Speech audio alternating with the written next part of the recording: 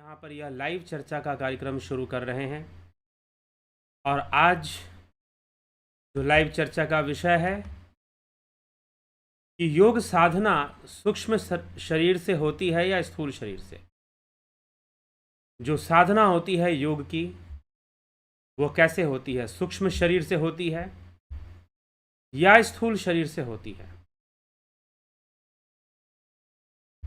तो इस विषय पर आज की हमारी चर्चा आधारित है। कुछ लोगों को इस विषय पर भी थोड़ा संशय है, कन्फ्यूज़न है कि सूक्ष्म शरीर से योग होगा या स्थूल शरीर से होगा। कुछ लोगों का मानना है कि भाई स्थूल शरीर से ही योग हो सकता है, सूक्ष्म शरीर से भला कैसे होगा। ठीक। कुछ लोगों का कहना है नहीं, योग तो मन का विषय है, योग तो मन का विषय है, योग तो सूक्ष्म शरीर का विषय है। अंतःकरण चतुष्टय, मन बुद्धि चित्त अहंकार, यह सभी योग से संबंधित हैं, सूक्ष्म शरीर से संबंधित है, मन बुद्धि चित्त अहंकार। और योग के अंतर्गत हम मन इंद्रियों का नियमन करते हैं। तो जब हम मन इंद्रियों का नियमन करते हैं योग में, तो फिर भला कैसे योग को हम स्थूल शरीर से मान लें, स्थूल शरीर की क्रिया मान लें, या फिर हम योग को कैसे मान लें कि स्थूल शरीर की क्रिया। लेकिन बिना स्थूल देह के, बिना मानव तन के योग जब हो नहीं सकता और शरीर को बिठाना पड़ता है और भी आसन आदि कई क्रियाएं होती हैं, तो उन सभी से वो सभी क्रियाएं स्थूल देह का आधार लेकर होती हैं। तो जब स्थूल देह नहीं होगा, जब स्थूल शरीर नहीं होगा, तो भला योग कैसे होगा। यह प्रश्न बनकर खड़ा हो गया है हमारे सामने कि योग स्थूल शरीर, योग साधना स्थूल शरीर से होगी या फिर सूक्ष्म शरीर से। योग साधना में स्थूल शरीर का कार्य होगा या सूक्ष्म शरीर का कार्य होगा। आज इसी गूढ़ विषय पर यह गूढ़ चिंतन है। यह कोई बहुत छोटी मोटी बात नहीं है। इसको समझ लेना ही, समझने से हमें योग का रहस्य समझ में आ जाएगा कि वास्तव में योग है क्या। योग स्थूल शरीर की क्रिया है या सूक्ष्म शरीर की क्रिया है, या दोनों की ही क्रिया है। श्रीमद् भगवद गीता में एक प्रश्न बनता है कि सगुण भक्ति बड़ी है या निर्गुण भक्ति बड़ी है। तो भगवान श्री कृष्ण ने सगुण की चर्चा की है, कहा कि सगुण ही आम मनुष्य कर सकता है, निर्गुण जो है वो सिद्ध पुरुष उसको कर सकते हैं। निर्गुण करने में बहुत कठिनाई है, निर्गुण करने में बहुत कष्ट है, इसीलिए सगुण ही सरल है। कुछ इस बात से भी इस प्रश्न का संबंध है। तो सगुण से, लेकिन सगुण का उद्देश्य सगुण नहीं है, सगुण का उद्देश्य तो निर्गुण ही है। वैसी हठ प्रदीपिका ग्रंथ में, नाथ संप्रदाय का यह ग्रंथ है हठ प्रदीपिका, श्री स्वामी स्वात्मा राम जी कहते हैं कि हठ योग करने का उद्देश्य राजयोग की प्राप्ति है। हठ योग करने का उद्देश्य राजयोग की प्राप्ति है। और जो साधक, जो योगी सिर्फ हठ योग करता रहता है, राजयोग की ओर आगे नहीं बढ़ता है, तो उसे योगी नहीं माना जा सकता, उसे योगी नहीं कहा जा सकता। क्योंकि हठ योग करने का उद्देश्य राजयोग की प्राप्ति कर लेना है। और जो इस पर ध्यान नहीं दे रहा है वह निश्चय ही अपना पतन कर लेता है योग मार्ग से। तो अब हठ योग क्या है?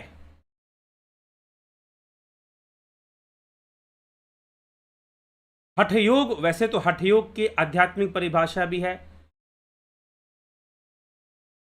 हठ योग की परिभाषा भी अपनी एक परिभाषा है ये हमारी दो नाड़ियाँ होती हैं, सूर्य नाड़ी, चंद्र नाड़ी। ह जो है सूर्य के लिए, ठ जो है चंद्र के लिए। इन दोनों का संयम कर लेने से हठयोग सिद्ध होता है, इन नाड़ियों को शुद्ध कर लेने से। शरीर की फ्लेक्सिबिलिटी भी जरूरी है ताकि आप लंबे समय तक ध्यान में बैठ सकें। इसलिए ऋषि घेरंड ने घेरंड संहिता में हठयोग को घटस्थ योग कहा है। घटस्थ योग मतलब घट, घट का मतलब घड़ा। इस शरीर को घड़े के समान माना है। घड़ा अगर स्थिर नहीं होगा, घड़ा अगर मजबूत नहीं होगा तो उसमें पानी को स्टोर नहीं किया जा सकता। घड़े में अगर छेद होगा और घड़ा अगर बैलेंस में नहीं होगा तो वो स्थिर रहेगा नहीं। पानी आप डालेंगे, इधर फिसल जाएगा, उधर फिसल जाएगा, तो फिर इससे लाभ नहीं होने वाला है। इसीलिए योगी अपने मन को साध सकें, अभ्यास के द्वारा अपने मन को साध सकें, अपने इंद्रियों को साध सकें, अपने आप को एकाग्रचित्त कर सकें, इसके लिए यह भी अत्यंत आवश्यक है कि वो अपने शरीर को भी स्थिर रख सके। इसलिए घेरंड संहिता सप्तांग योग के नाम से जाना जाता है। हम पतंजलि योग सूत्र में अष्टांग योग पढ़ते हैं, लेकिन घेरंड संहिता में सप्तांग योग लिखा है। तो घेरंड संहिता के सप्तांग योग में अलग अलग 7 अंग बताए गए हैं। षटकर्म, शुद्धि क्रिया, इससे शोधन होता है शरीर का। मुद्राएं, बंद, आसन, प्राणायाम, धारणा, ध्यान, समाधि, इस तरह से वर्णन है। तो शोधन होता है षटकर्म से, मुद्राओं से स्थिरता आने लग जाती है, धैर्य का विकास होने लग जाता है।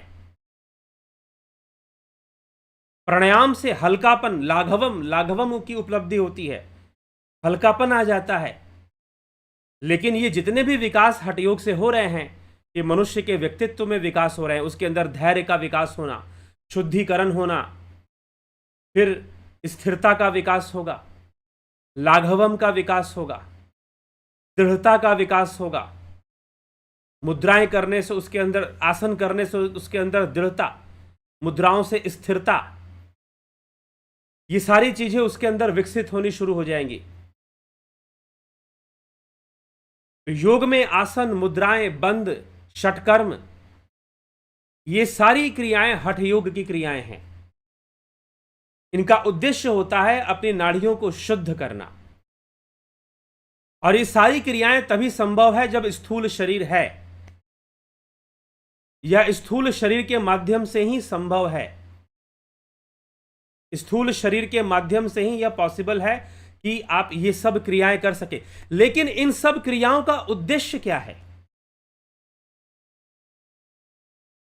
उद्देश्य क्या है? जब आपकी नाड़ियां शुद्ध हो जाती हैं और शुद्ध चलती हैं तो आप एक हल्कापन अनुभव करते हैं, लाघवम की अनुभूति होती है। अब हल्कापन का आप मतलब ये मत समझ लीजिएगा सिर्फ वजन कम हो जाना, नहीं। जैसे कई लोग कहते हैं कि हम ध्यान करते हैं तो हमको हल्कापन होता है। मोटा ताजा आदमी बोलेगा ध्यान करके हल्कापन, रिलैक्स फील होता है और हल्कापन हो जाता है शरीर। तो ये सारी क्रियाओं को करने का उद्देश्य क्या है? षटकर्म, मुद्राएं, आसन, प्राणायाम, ये जितनी भी क्रियाएं हैं इनको करने का उद्देश्य क्या है? फिर धारणा, ध्यान, समाधि, 4-5 से प्रत्याहार नहीं होता सप्तांग योग में, घेरंड संहिता में। तो ये सब करने की उद्देश्य क्या है? ये जो शरीर के जो प्रयोग किए जा रहे हैं, किस लिए किए जा रहे हैं? ताकि आप धारणा, ध्यान, समाधि को प्राप्त करें। ये योगा का कॉन्सेप्ट है। लोग गलत कॉन्सेप्ट लेके चलेंगे तो इसका मतलब ये नहीं कि हम उनको सेटिस्फाई करना शुरू कर दें। अगर कोई ये समझता है योगा मतलब पेट कम करना, तो गलत समझता है। तो बहुत भीड़ इकट्ठी हो जाए इसके लिए हम गलत कॉन्सेप्ट पे चले जाएं, ये कभी भी उचित नहीं होता। तो ये सारी क्रियाएं करने से, जब हम ये सारी क्रियाएं करते हैं तो फिर क्या होता है? आपका ध्यान अच्छा होता है, धारणा अच्छी होती है, फिर धारणा होगा, फिर ध्यान, फिर समाधि की प्राप्ति होती है। तो अब यहां पर दो प्रकार की साधनाएं बताई गई हैं। महर्षि पतंजलि ने कहा है, अपने अष्टांग योग को महर्षि पतंजलि ने दो भाग में बांटा है, बहिरंग साधना और अंतरंग साधना। बहिरंग साधनाएं कौन कौन सी हैं? यम, नियम, आसन, प्राणायाम, प्रत्याहार, यहां तक बहिरंग कहा है योग सूत्र में। धारणा, ध्यान, समाधि को अंतरंग कहा है। धारणा, ध्यान, समाधि को अंतरंग कहा गया है। योग वासिष्ठ में यम, नियम, आसन, प्राणायाम को बहिरंग कहा गया है। प्रत्याहार, धारणा, ध्यान, समाधि को अंतरंग कहा गया है। तो बहिरंग का मतलब है जिसमें शरीर लगेगा, स्थूल देह लगेगा, और अंतरंग का मतलब है जिसमें स्थूल देह शांत रहेगा, अंदर की क्रियाएं चलेंगी, मन, बुद्धि, चित्त, अहंकार का अभ्यास चलेगा, चित्त वृत्ति निरोध का अभ्यास चलेगा। लेकिन उनको करने के लिए ये सहायक हैं। लेकिन आप किसी एक अंग को पकड़ लो और उसी को सब कुछ मान लो तो मूर्खता होगी। कोई कहे कि नहीं बस यम का पालन कर लो, कोई कहे कि बस नियम का पालन कर लो। नहीं, जो योगी आगे बढ़ गए उनके लिए बातें बदल जाती हैं। इसलिए योगा कॉन्सेप्ट, योगा साइंस को समझना जरूरी है, इसकी क्या कॉन्सेप्ट हमें देने की कोशिश कर रहा है। लेकिन ज्यादातर लोग जब अत्यधिक आदर्शवादी या अत्यधिक धार्मिक बनते हैं तो थोपने वाली बातें शुरू कर देंगे। थोपो इस चीज को। उस पैटर्न को समझना जरूरी है कि योग आपको देना क्या चाहता है। आप क्या लेना चाहते हो वो अलग बात है। आप लेना चाहते हो कि भाई आंखों की रोशनी कम हो रही, चलो योगा कर लेते हैं, पेट बढ़ रहा है तो चलो योगा कर लेते हैं। अगर आपको पेट ही कम करना है तो मुझे लगता है योगा से बेहतर विकल्प भी हैं। फिर अगर मात्र आपको अपना पेट कम करना है तो योग से बेहतर विकल्प है, बेटर ऑप्शंस हैं, फिर जल्दी पेट कम कर देंगे आपके। समस्या यहीं पर है कि जो वास्तव में योग है वो योग रह नहीं गया। आपने योग को बस एक व्यायाम समझ लिया, एक्सरसाइज। यहां पर सारा प्रॉब्लम है, यहां पर सारी दिक्कत है। तो ये कॉन्सेप्ट लोगों का बदल देना है। ये नहीं कि हम जो लोग समझते हैं उसी के अनुसार हम भी, तो वो फिर फायदा क्या हुआ, फिर लाभ क्या हो गया। तो ये हमें समझना होगा। तो योग का वास्तविक उद्देश्य, इसलिए योग प्रचारक होना एक जिम्मेदारी है। लेकिन आदमी सिर्फ अपना, आजकल मैं देखता हूं लोग सिर्फ बिजनेस सोचते हैं। योग आजकल एक बिजनेस भी है, व्यापार भी है। ठीक है, व्यापार करिए, लेकिन कहीं दोषी मत बन जाइए, और जिस दिन दोषी बनेंगे उसका फल भी चुकाना पड़ता है। तो इसलिए योग मार्ग, दोषी कहने का मतलब समाज की नज़र में नहीं, शास्त्रों की नज़र में दोषी बनना। तो योग मार्ग जो है, अंतरंग साधनाएं और बहिरंग साधनाएं, ये दो प्रकार की साधनाएं बताई गई हैं। इसी प्रकार से हठ प्रदीपिका ग्रंथ के अंदर चतुरंग योग कहते हैं उसको। चतुरंग योग 4 अध्याय हैं। 3 अध्याय हठ योग पर आधारित हैं, कुंभक, आसन और मुद्राएं, मुद्रा और बंध। चौथा अध्याय नादानुसंधान राजयोग का अंग है, हठ योग, और एक अध्याय राजयोग पर आधारित है।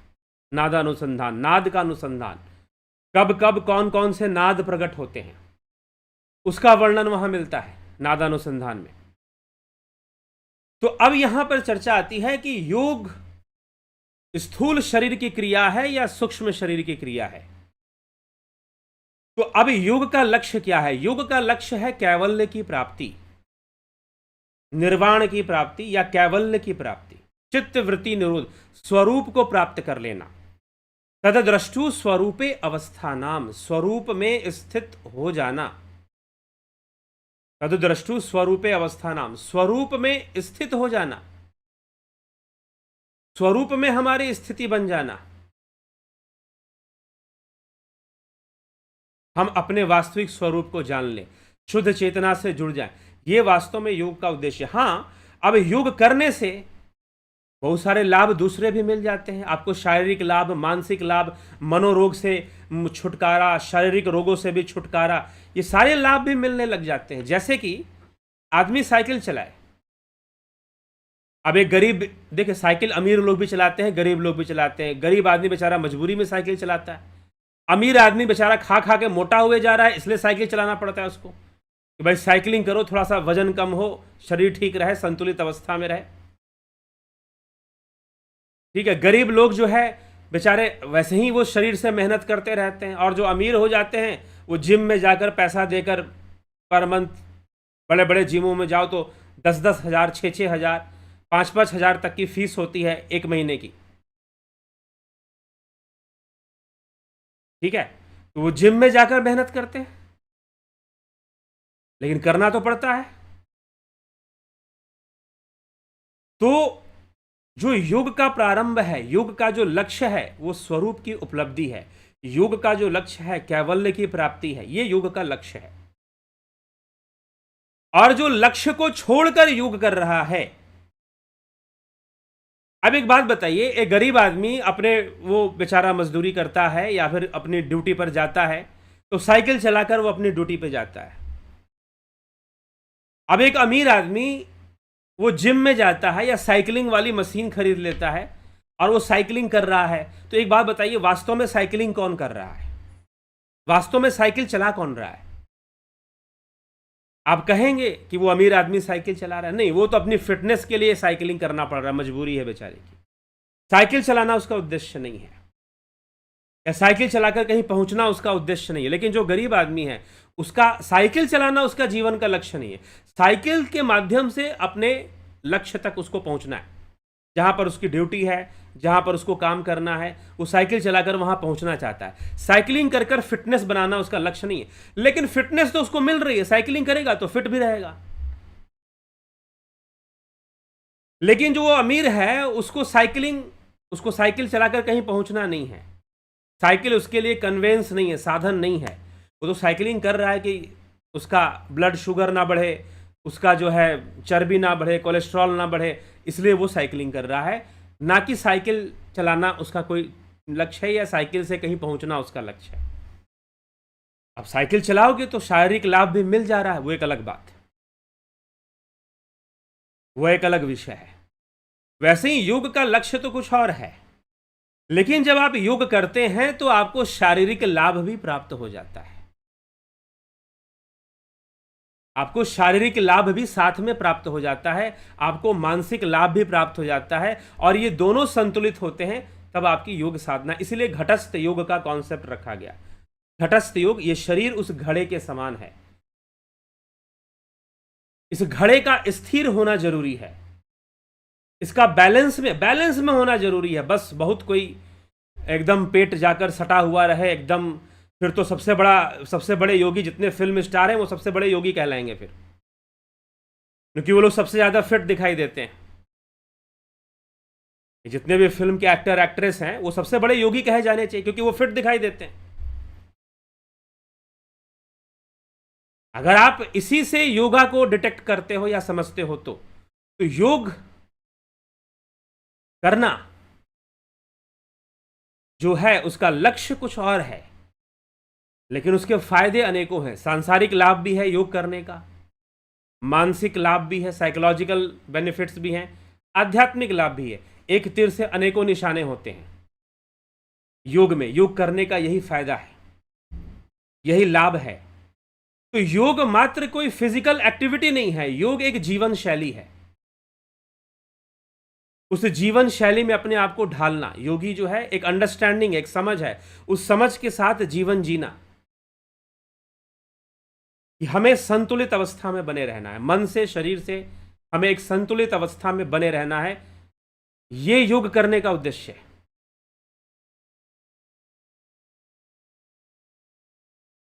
ठीक है, तो यह बात हमें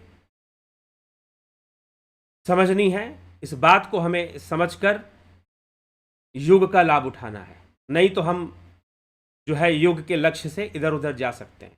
तो अब योग शारीरिक माध्यम से, इसीलिए बड़े भाग मानुष तन पावा, मनुष्य जीवन की महिमा गाई गई कि बड़े भाग्य मानुष तन पावा, सुर दुर्लभ सदग्रंथ ही गावा, साधन धाम मोक्ष करि द्वारा, पाई न जही परलोक सवारा। कि यह मनुष्य शरीर साधन है, धाम है, मोक्ष का द्वार है। तो यह मनुष्य शरीर साधन है योग करने का। योग का उद्देश्य शरीर नहीं है। यह मनुष्य शरीर साधन है योग को प्रारंभ करने का, योग की शुरुआत करने का साधन। आप योग साधना का प्रारंभ करेंगे, मानव तन से करेंगे, मनुष्य शरीर से करेंगे, इसी हाड़ मांस के देह से ही शुरू करेंगे।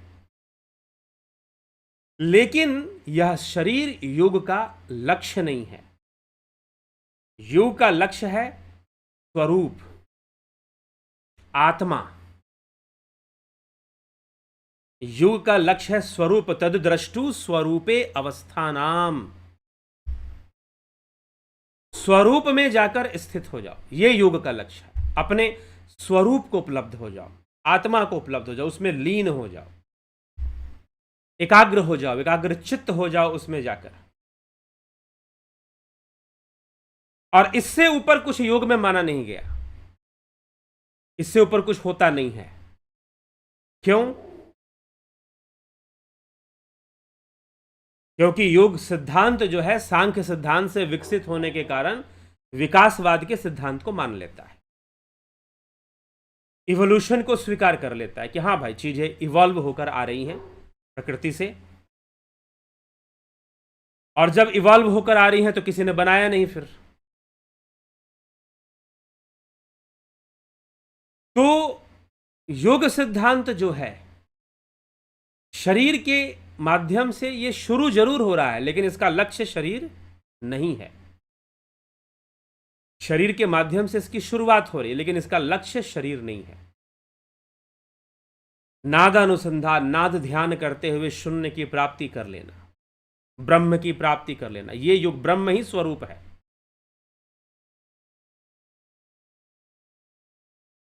यह अद्वैत सिद्धांत है, ये ब्रह्म ही स्वरूप है। अयमात्मा ब्रह्म से इसको सिद्ध किया जाता है, यह आत्मा ही ब्रह्म है। तो इसलिए ब्रह्म ही स्वरूप है, तुम्हारा निज स्वरूप। तो वहां तक पहुंचना योग का लक्ष्य है। तो योग स्थूल देह से शुरू होगा और सूक्ष्म को पकड़ेगा। किसको पकड़ेगा? सूक्ष्म को। पहले वो किसको साधेगा? पहले तो चलो आप शरीर को साधो, शरीर को एक ऐसी अवस्था में ले आओ जिससे कि आप आसानी से लंबे से, दर्द वर्द होता है, पीठ कमर दर्द होता है, सर्वाइकल पेन्स वगैरह प्रॉब्लम कर सकती हैं ध्यान में बैठने में, तो आप थोड़ा सा आसन पीछे वाले कर लिया करो। भुजंगासन, धनुरासन, अर्धचक्रासन, चक्रासन, ठीक है। नहीं तो सिंपल अपने गर्दन को पीछे मोड़ना, कमर की एक्सरसाइज करना,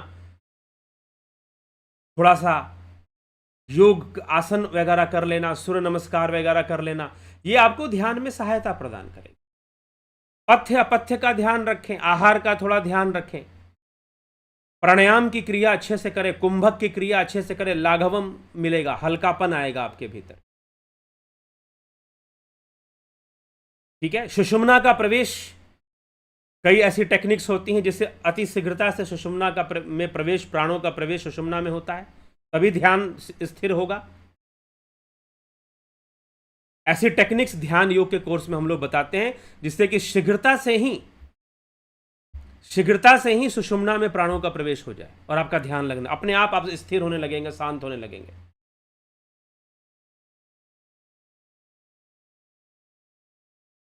ठीक है। अपने आप स्थिर होने लगेंगे और शांत होने लगेंगे। ऐसा अभ्यास करवाया जाता है ध्यान योग के कोर्स में। तो इस प्रकार से यह सब चलता है। तो योग साधना शरीर से शुरू हो रही है, लेकिन इसका लक्ष्य स्वरूप की उपलब्धि करना है। स्वरूप क्या सूक्ष्म शरीर है? नहीं, स्थूल और सूक्ष्म से भी परे है स्वरूप। सूक्ष्म शरीर मन बुद्धि चित्त अहंकार इसके मुख्य अंग हैं, हालांकि इंद्रियां भी सूक्ष्म शरीर का ही अंग है। हाँ, बाह्य इंद्रियां जो है बस उसकी अभिव्यक्ति मात्र है बाह्य जगत में, शरीर के अंदर, लेकिन वो वास्तव में सूक्ष्म रूप में है। तो स्थूल को साधते हुए सूक्ष्म को साधना, सूक्ष्म शरीर पर पूर्ण नियंत्रण ले आना, योगी अपना पूर्ण नियंत्रण ले आते हैं सूक्ष्म शरीर के ऊपर, और जो सूक्ष्म शरीर पर नियंत्रण लाते हैं वो सूक्ष्म जगत में भी भ्रमण कर सकते हैं। कोई बड़ी बात नहीं है, सूक्ष्म जीवियों से भी मिल सकते हैं। उनका ध्यान, उनकी एकाग्रता, वो उस लेवल में प्रवेश करने की क्षमता उनके अंदर विकसित हो जाती है।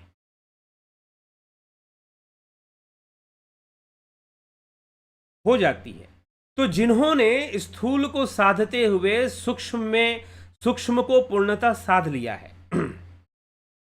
सूक्ष्म को पूर्णता जिन्होंने साध लिया है, उनको आवश्यकता नहीं पड़ती कि वो स्थूल को साधें।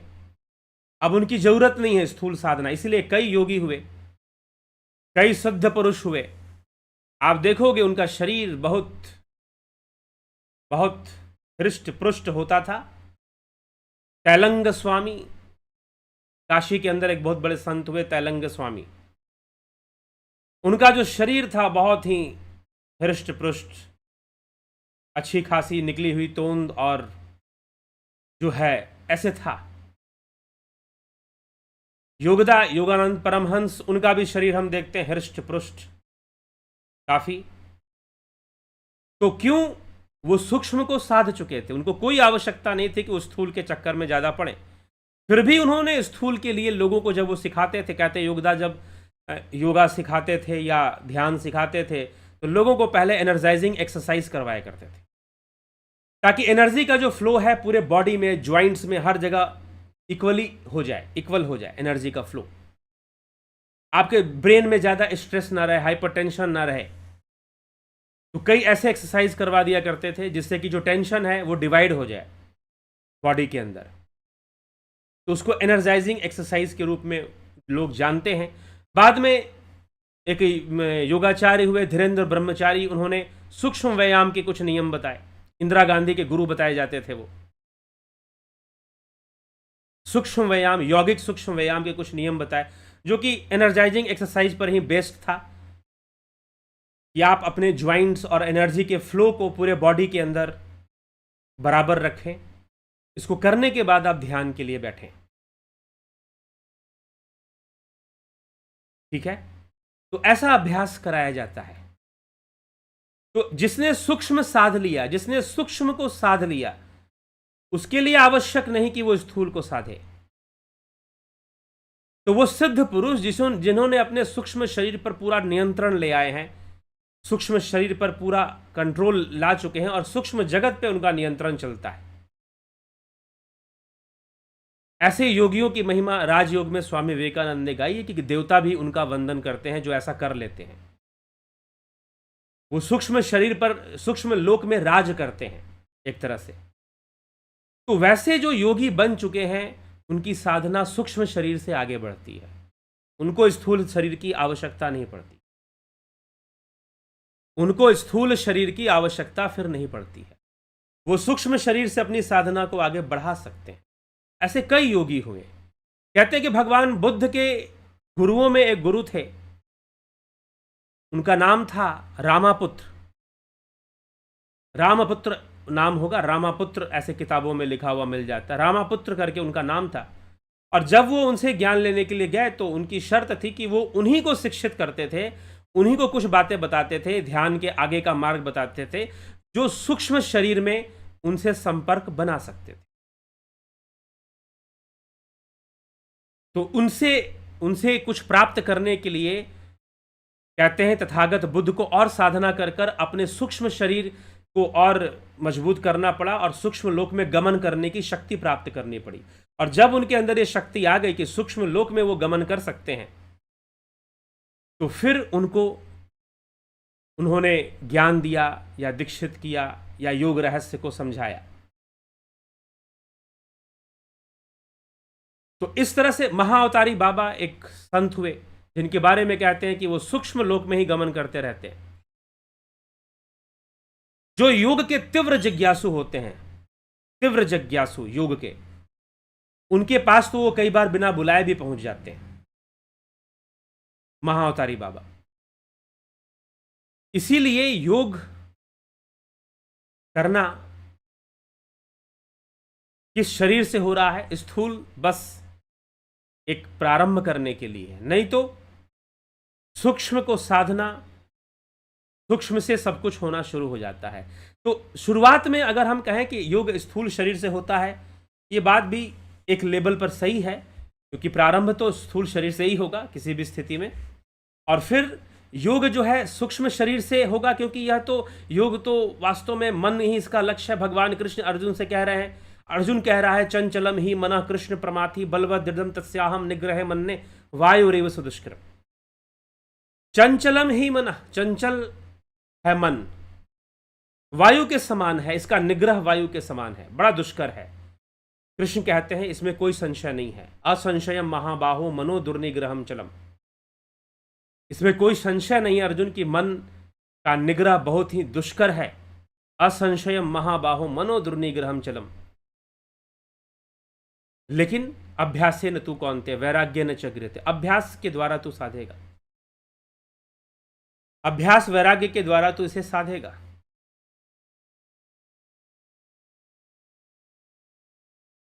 ठीक है, तो इसे साधना होगा अभ्यास वैराग्य के द्वारा।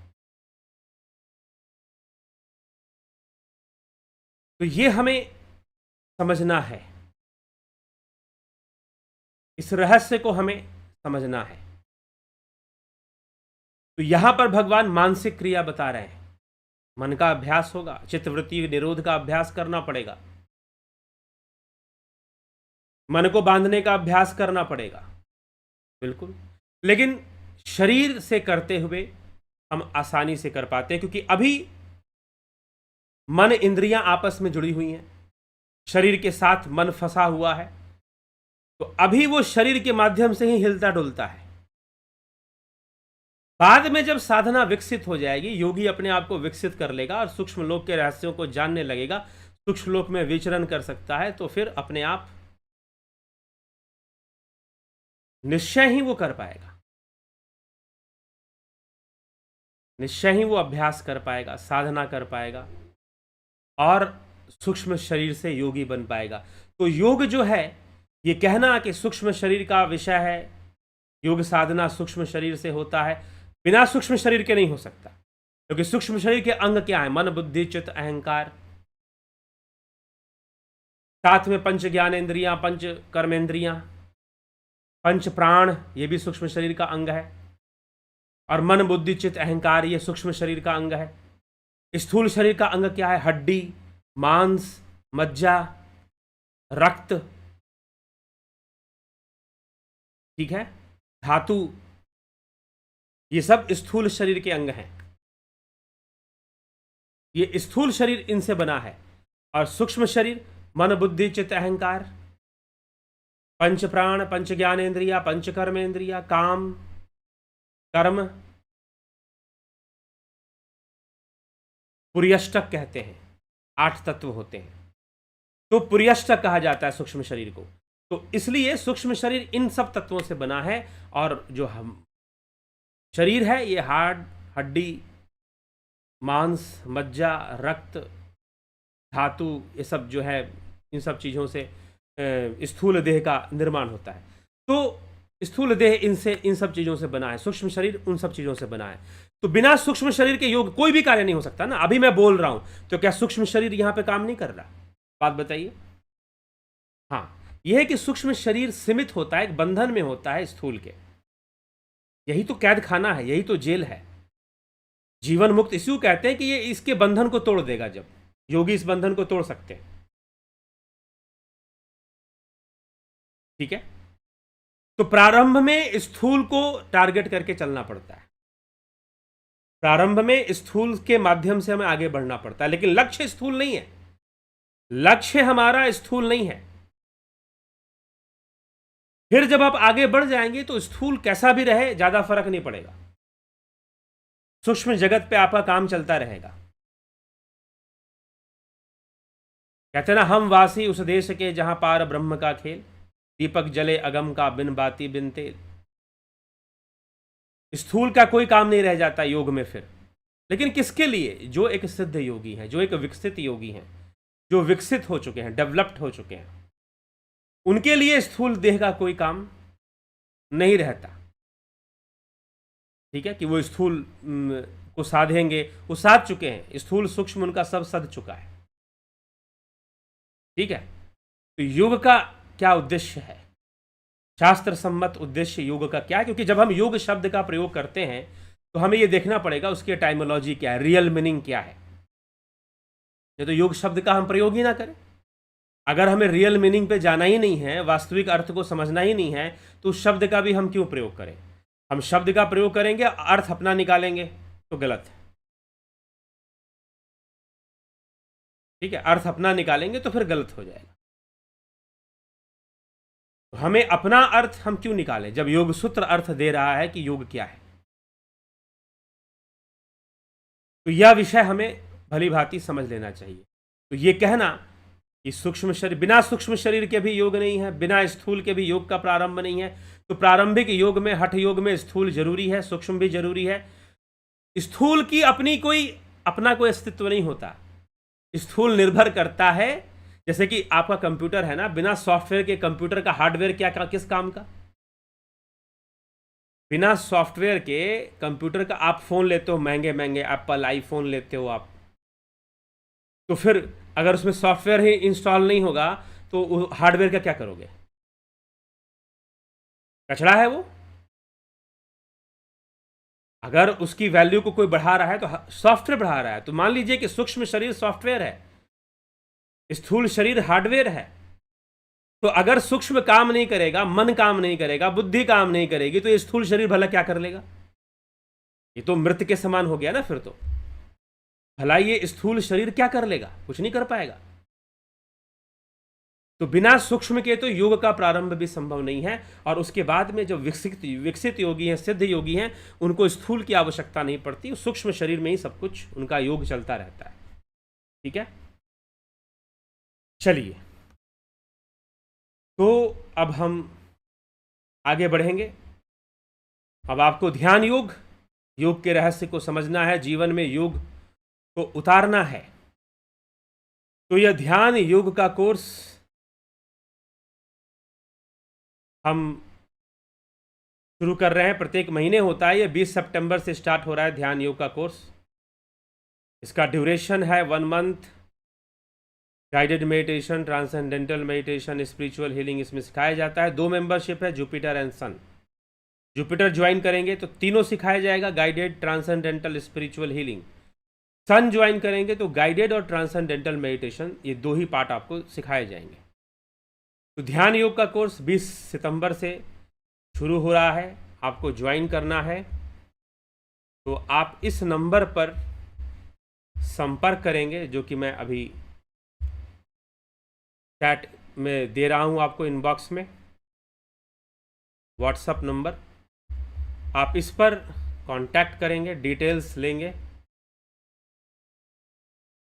और संपर्क करेंगे 9661802459 9661802459। इस नंबर पे आप कांटेक्ट करके डिटेल्स लेंगे। प्राकृतिक चिकित्सा, यह भी कोर्स आप कर सकते हैं 20 सितंबर से। प्राकृतिक चिकित्सा मोटापा कम करने में बहुत अच्छी क्रिया है। ठीक है, और जो है आपको बहुत सहायता पहुंचाती है आपके शरीर को स्वस्थ रखने में। कई टेक्निक्स है, उसको फॉलो करते हैं नियम से। उसके लिए भी नियम होता है, कब क्या करना है, कब क्या नहीं करना है। तो अगर हम नियम से करते हैं तो बहुत अधिक हमें लाभ मिलता है। ठीक, दर्शन का कोर्स, फिलॉसफिकल कॉन्सेप्ट्स हमारे क्लियर हों, इसके लिए कोर्स है। बहुत ही ज्ञानवर्धक और बहुत मेहनत से बना हुआ ये कोर्स है, दर्शन का, फिलॉसफी का। आप इसको भी ज्वाइन कर सकते हैं।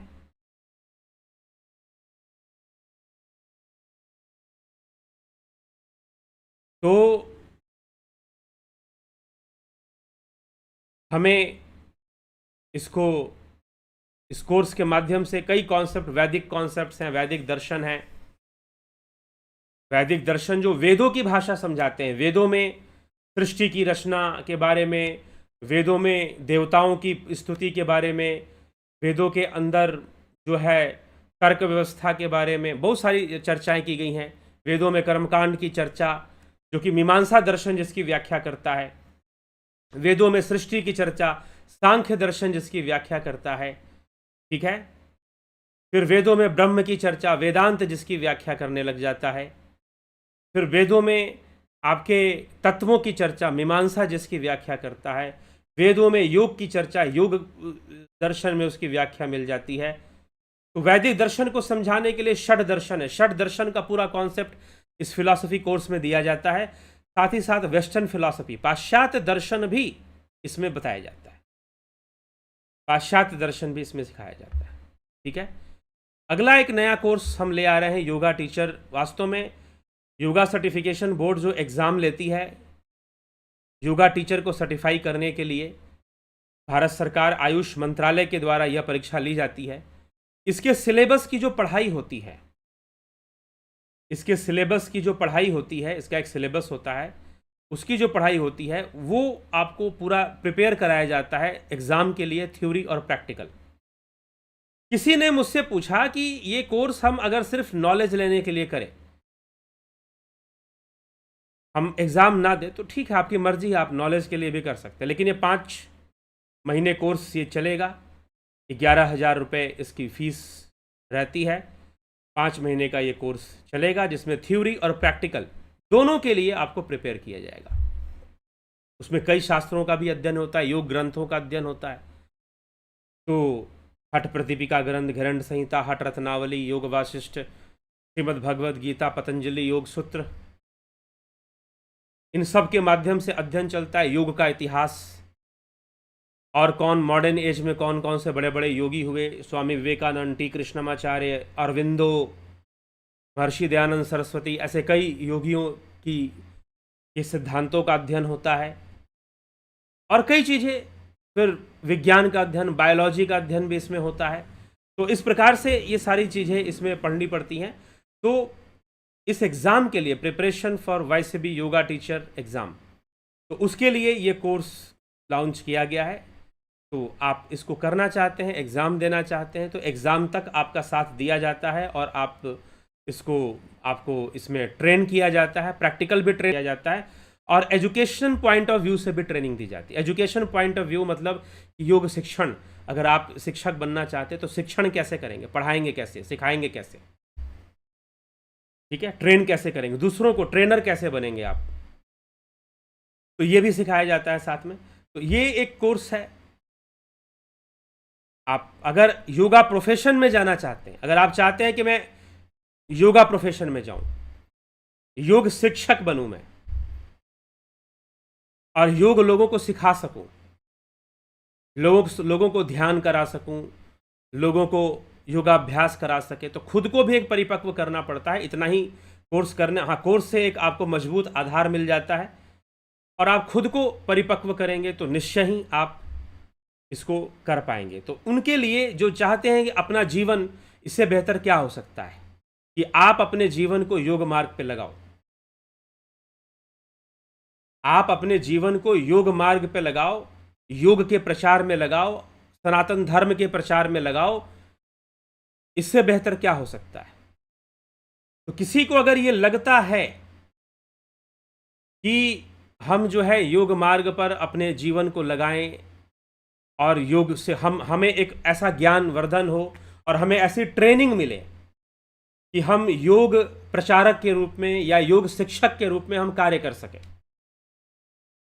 सनातन धर्म के प्रचारक के रूप में, शिक्षक के रूप में हम कार्य कर सकें, हमें ऐसी ट्रेनिंग मिले, तो इस कोर्स को करना, और फिर बाद में कुछ और चीज़ें आपको ट्रेनिंग दी जाएंगी, जिससे कि आप ट्रेंड हो जाएंगे कि आप जो है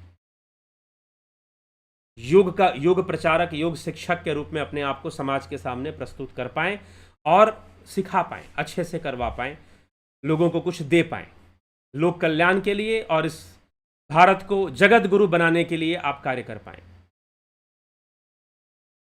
नहीं तो क्या है, खाना पीना सो जाना सब काम है पशु समाना जी, क्यों देह मनुष्य की धारी, सुनो सुनो वचन नर नारी, क्या है।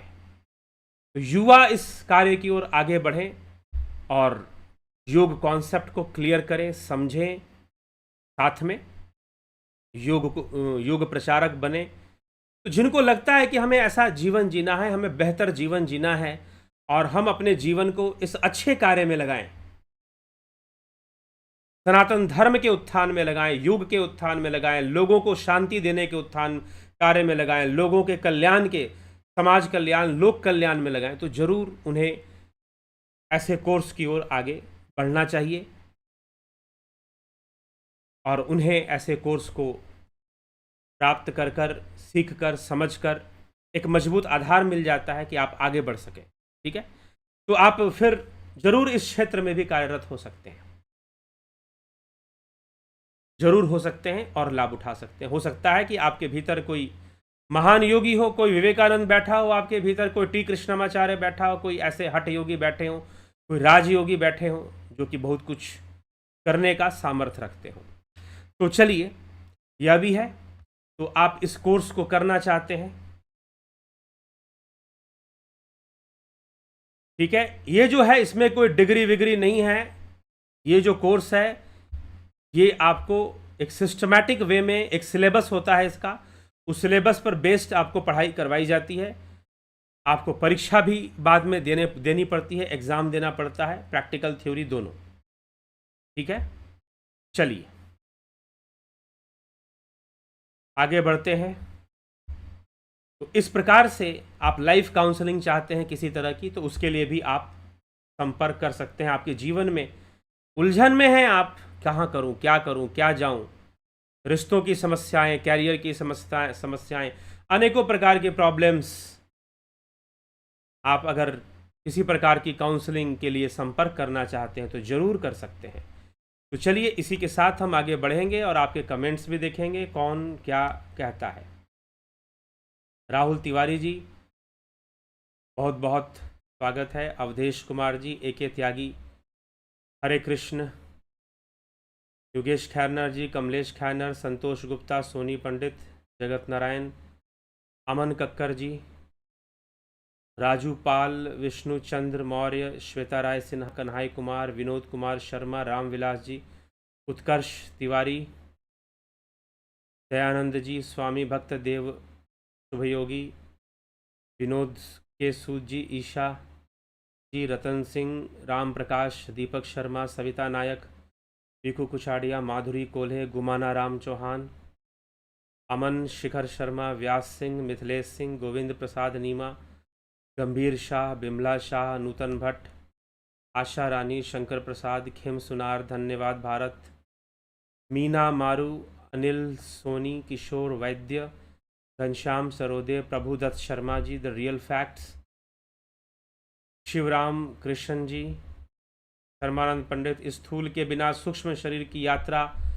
संपन्न होना कठिन है, दोनों का योग ही मोक्ष का संबंध स्थूल से नहीं है, मोक्ष का कोई संबंध स्थूल से नहीं है। ठीक है, मोक्ष सूक्ष्म का ही होता है, स्थूल का कोई मोक्ष नहीं होता। हाँ, मोक्ष प्राप्ति में जो योग हमें करना है वो स्थूल से हमें मानव शरीर को साधन बना के करना पड़ता है, लेकिन मोक्ष होता किसका है? स्थूल शरीर का मोक्ष नहीं होता, स्थूल शरीर की मृत्यु होती है। ठीक, मोक्ष किसका होता है? सूक्ष्म शरीर का। सूक्ष्म शरीर की मृत्यु नहीं होती। ईश्वर अंश जीव अविनाशी, ठीक है, सूक्ष्म शरीर की का मोक्ष होता है, सूक्ष्म शरीर की पूर्णता होती है मोक्ष में। स्थूल देह की मृत्यु होती है, वो नष्ट होता है, तो स्थूल देह का संबंध मोक्ष से नहीं है। ठीक, स्थूल का आधार लेकर सूक्ष्म की यात्रा होगी, फिर जो सूक्ष्म में पहुंच गए, जिन्होंने सूक्ष्म को साध लिया, उनको स्थूल की आवश्यकता नहीं पड़ती है। तो ये सिद्ध योगियों के लिए, साधारण व्यक्ति के लिए या साधारण योगियों के लिए नहीं है।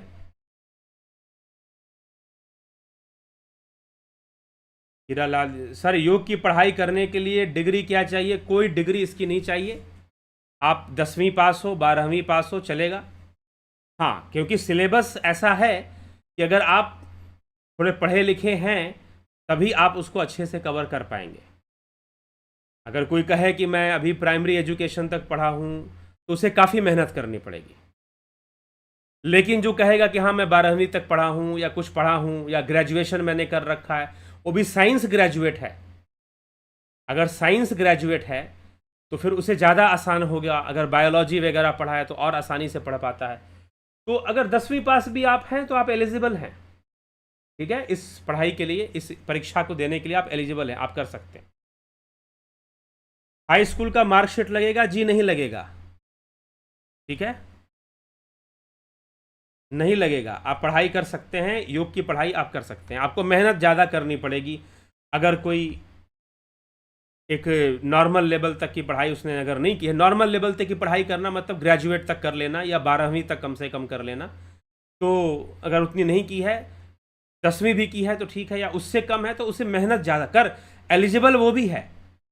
कोई 10वीं फेल है तो वो भी इस एग्ज़ाम के लिए एलिजिबल है। अगर कोई 10वीं भी पास नहीं किया है तो वो भी इस परीक्षा के लिए एलिजिबल है, योग्य है, परीक्षा दे सकता है, एडमिट कार्ड उसे पहुंचेगा। लेकिन उसको मेहनत थोड़ी ज़्यादा, पढ़ाई थोड़ी ज़्यादा करनी पड़ेगी, ये हो सकता है। चलिए, पलकधारी राजभर जी, ओम तसा। और उम्र की सीमा क्या है? 18 से 50 साल, 18 से 50 वर्ष तक। वैसे उम्र की भी कोई विशेष सीमा इसमें नहीं है, लेकिन हमने यहाँ पर 18 से 50 वर्ष के बीच के जो लोग होंगे उन्हीं को इस कोर्स में एडमिशन मिलेगा, ठीक है। हाँ, एक और इसमें छोटी सी व्यवस्था और है कि कुछ लोग कह रहे थे डिस्काउंट वगैरह, ऐसे नहीं है। सिर्फ डिस्काउंट है, आपको छूट है, आपको कुछ विधवा महिलाओं के लिए, अगर वो योग क्षेत्र में, अध्यात्म क्षेत्र में कार्यरत होना चाहती हैं और किसी तरह की उनको आर्थिक समस्या है या पति की मृत्यु हो गई है, ऐसी स्थिति में है, विधवा महिला है, तो फिर उनके लिए कुछ डिस्काउंट होगा। वो तभी बताया जाएगा जो व्यक्तिगत रूप से संपर्क करेंगे, ठीक है। +2 किए हुए हैं, 12वीं तक किए हुए हैं, बहुत अच्छी बात है, करिए कोर्स करना है तो, ठीक है। कुछ फीस को लेकर बोल रहे थे कि हमें सारा पेमेंट एक साथ करना पड़ेगा, नहीं, आप 2 पार्ट्स में कर सकते हैं। 50% आप स्टार्टिंग में ज़रूर कर दें, तो ये है। तो ये इसमें प्रावधान है। आप इस योगा, इसका एक सिलेबस होता है, आप सिलेबस चाहते हैं आपको सिलेबस भेज दिया जाएगा, और जो है पढ़ाई जो है फिर आपको पढ़ाया जाएगा, सारी चीज़ें उसमें। तो कोर्स 11 अक्टूबर का डेट दिया हुआ है, 11 अक्टूबर से शुरू हो जाएगा, क्लासेस शुरू हो जाएंगी, 11 अक्टूबर से क्लासेस स्टार्ट हो जाएंगी, ठीक है।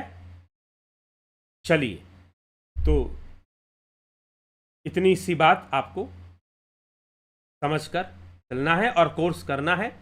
योग शिक्षक बनना है, योग के क्षेत्र में, धर्म प्रचार के क्षेत्र में कार्यरत होना है, तो जरूर आप योग प्रचार के क्षेत्र में, धर्म प्रचार बोलने से लोग बहुत सारी चीज़ें उसमें इंक्लूड कर लेते हैं, ठीक है।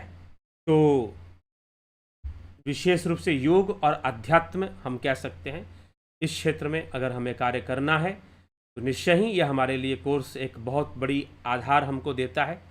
कुछ लोग कहेंगे हम कर लेंगे, हमें नौकरी कहाँ मिलेगा? आप किसी भी स्कूल में टीचर, योगा टीचर लग सकते हैं, और कहीं आपको जगह नहीं मिलती है तो हम कोशिश करेंगे कि आपको कहीं ना कहीं आप जरूर लगे, कुछ करें, ठीक है। चलिए,